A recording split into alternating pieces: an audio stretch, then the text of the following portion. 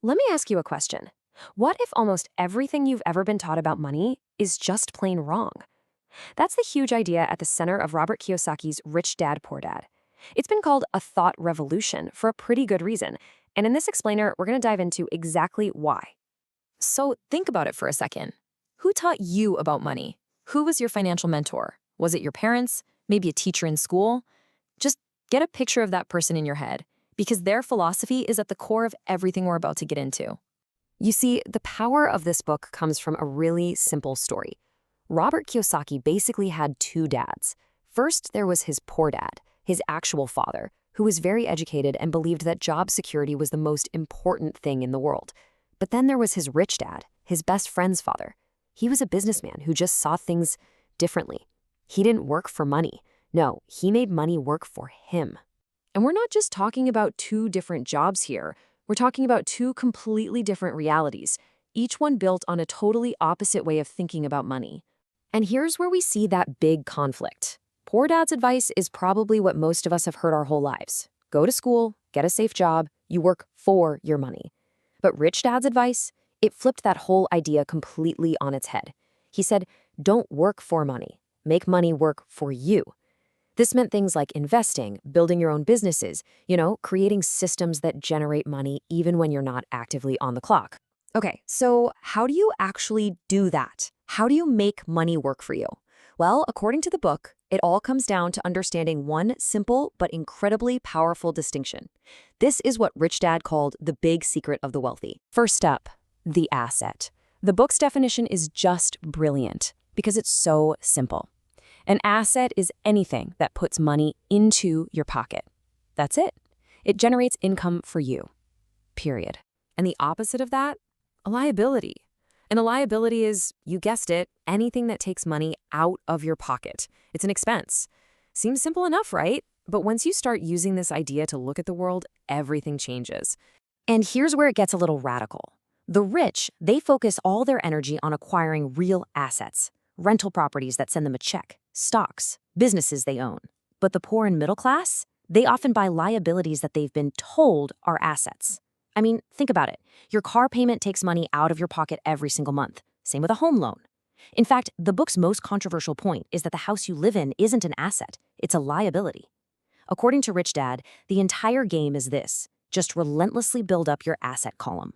But how do you learn to spot the difference between an asset and a liability? Well, Rich Dad argues it takes a very specific kind of education, and it's not one you're going to get in a traditional school. This really highlights the educational gap between the two dads. Poor dad believed in academic smarts. A good degree gets you a good job. Rich dad believed in financial smarts, understanding how money actually works in the real world. He taught that without financial literacy, even if you're making a six-figure salary, you're really just on a fast track to a bigger, fancier cage. And all of this leads to a huge psychological shift in how you see everything. You start moving away from a mindset of fear and scarcity to one that's all about opportunity and abundance. Ultimately, what it really boils down to is your end goal. What are you playing for? Poor Dad's goal was job security, that nice, cozy feeling of a predictable paycheck. But Rich Dad's goal was completely different: financial freedom. And what's that? It's the power to own your own time. Now, the book makes a really bold claim here, that chasing after job security is actually the riskiest financial strategy of all. And you might think, why? Well, because you become completely dependent on that job. If it goes away, so does all of your income. Rich Dad taught that learning how to manage calculated risks is how you really find the biggest opportunities and actually gain control over your own life. Of course, any book this influential is going to have its fans and its critics. So let's take a quick, balanced look at its real-world impact. So the book's biggest strength is, without a doubt, its simplicity. It's not some dense, boring textbook. It's just a collection of stories and simple examples that make these huge ideas finally click. For a lot of people, especially young people, reading this book for the first time is a massive aha moment. But hey, it's not without its critics. Some argue that it pushes risk-taking a little too much, and that a lot of the advice only really applies if you want to be an entrepreneur.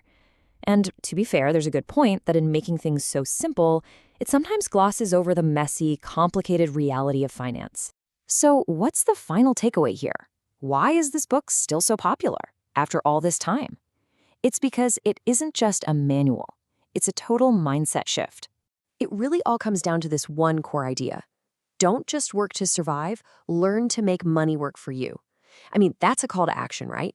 It's about stopping being a passive pawn in the economic game and deciding to become an active player.